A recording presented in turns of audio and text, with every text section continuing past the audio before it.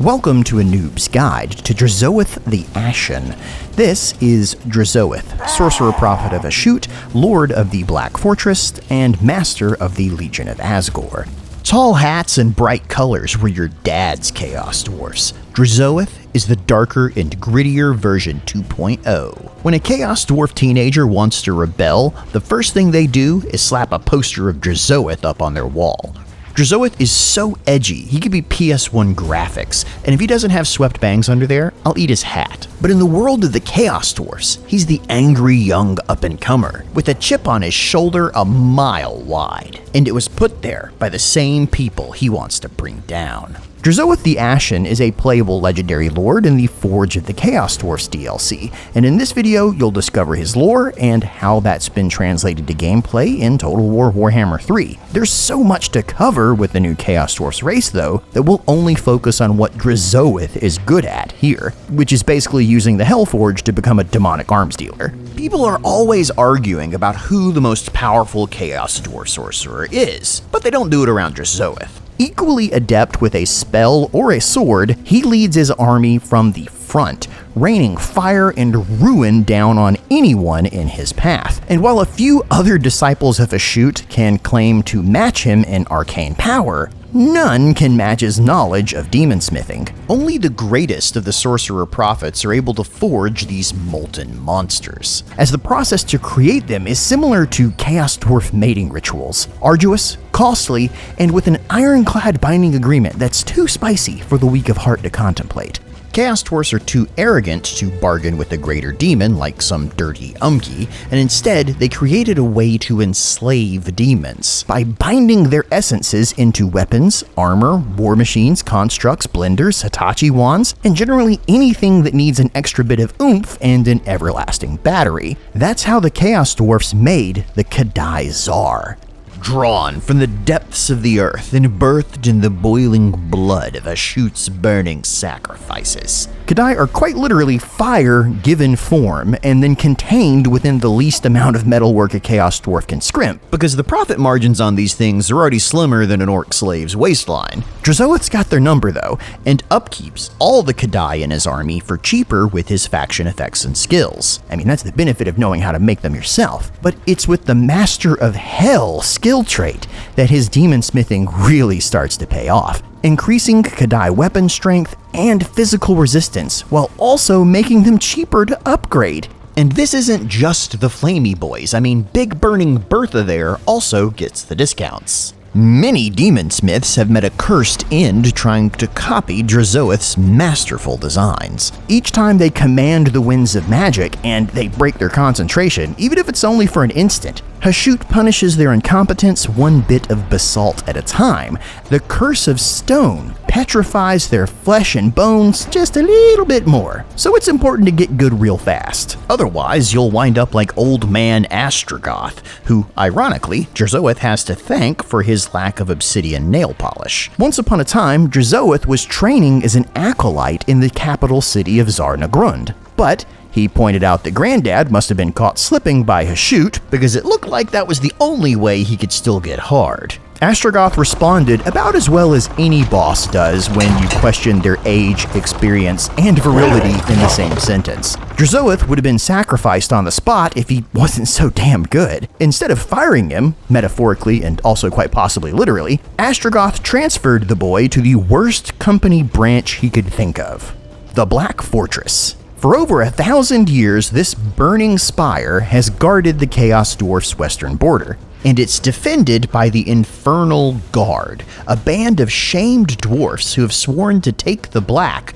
to regain their lost honor. Defeat in battle, slave revolts, exploded furnaces, and forgetting to send thank you cards in a timely manner. All of them are unforgivable humiliations. By joining the Infernal Guard, a Chaos Dwarf has the chance to anonymously redeem themselves in the eyes of Ashut. When they take the oath to join the Infernal Guard, their name and past kinships are shorn away, along with their awesome mustaches. because a red-hot bronze mask is then taken from the fire, shoved onto their face, and seared in position. Only by achieving great glory on the battlefield can the mask ever be removed, so they can then rejoin polite society. And by removed, I mean they take a pry bar to it, and it peels the flesh away, leaving them looking like a nightmare that you'd find on Elm Street. Like the Kadai, Drazhoath can upgrade these Infernal Guard and their Iron-Sworn brothers even more easily than other lords, and keeps them around for cheaper, because these are the men in the iron masks that Drazhoath was sent to live alongside. Drazhoath arrived as a minor hellsmith and was put to work in the furnaces. The flames of Hashut burn best in living flesh, so he threw sacrificial victims into the furnaces by the thousands to summon the demons he needed for his weapons. Their cinders and clinker rained down onto him and coated his skin in a fine layer of ash. It also left his elbows drier than a Baptist wedding. I'll let you decide which one gave him his nickname. But centuries later, thanks to his innate cunning, bitterness, and ruthless ambition, Drazhoath became the Lord of the Black Rock. It turns out the real power of the Chaos Dwarfs isn't in magic, it's manufacturing. As mercenaries and weaponsmiths, the Chaos Dwarfs sell their services to would-be warlords across the world in exchange for slaves, souls, and plunder. And Drazhoath has spent many human lifetimes becoming the master merchant of death. The Chaos Dwarf economy is based around a delicate balance of acquiring slaves to mine raw materials, which can then be refined into armaments. These armaments can then either be sold through convoys around the world for gold, or spent to upgrade the quantity and quality of your elite units, which then allow you to get more slaves, which acquires more raw materials, and then around it goes.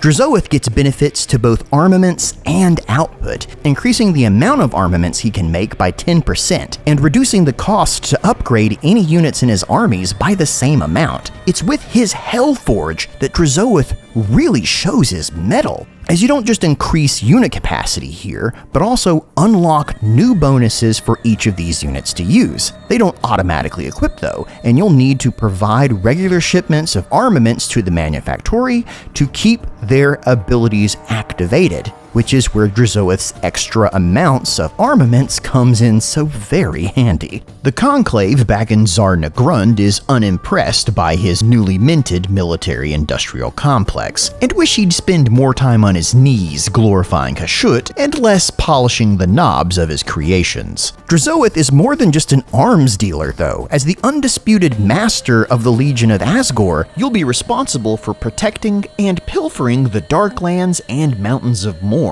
With a solid battle line of Infernal Guard and Ironsworn, you'll have both the anvil and the red-hot anvil that shoots fire at people to build your army around, with the Kadai providing that special spice you'll want to add way too much of and leave your army hotter than a stolen tamale. Drazhoath personally oversees this war effort himself, lobbing spells from the lore of Hashut and providing critical AoE buffs to anyone around him. And while he's not built for direct combat, Drazhoath can more than hold his own between castings. The Hellshard Amulet lets him resist damage while on the move, and the Demon Spire Crucible powers up your spells of Hashut to terrifying heights. And if he does happen to get stuck in melee combat, the Graven Scepter will dish out enough damage to make his enemies wish they hadn't tried to play Stomp the Stunty. After all, it's not just a symbol of office with the names of every master of the Black Fortress engraved on it.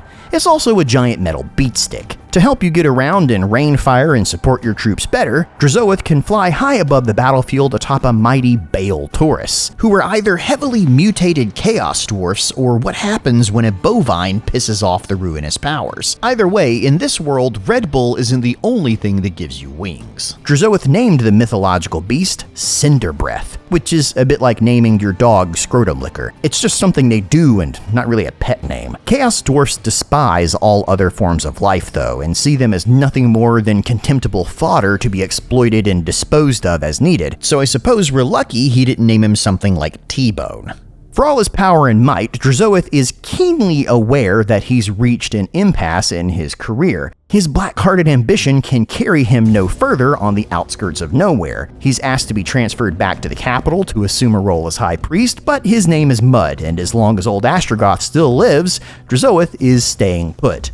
The way he sees it, Drazhoath needs one good victory to finally seal his preeminence over the others, and a tidal wave of fresh captives and plunder into the coffers of the Chaos Dwarf Empire surely would do the trick. So Drazhoath's dreams of a triumphant return to Zharr Nagrund have slowly kindled in his spiteful breast. That will be no easy task for you or him to achieve, though. In the lore, Drazhoath gets a leg up from the invading Chaos Horde of Tamarkan, who remains a top contender for a future DLC. But without the easy opportunity to hire out as a mercenary for plunder, you're gonna have to make your own fortunes.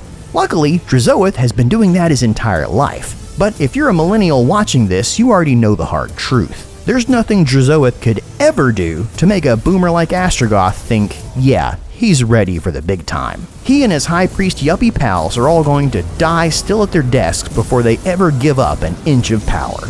So instead, show them the true might of a legion of Chaos Dwarfs. The grass may seem greener in Zharr Nagrund, but by the time Drazhoath is done, the world will be covered in a fine layer of soot. Strike out for ruin, for riches, and put the name of Drazhoath on the lips of every slave in your work furnaces. Because if you like underdog stories about hellraisers who want to topple the establishment, have I got the Lord for you. Because this has been a Noob's Guide to Drazhoath the Ashen.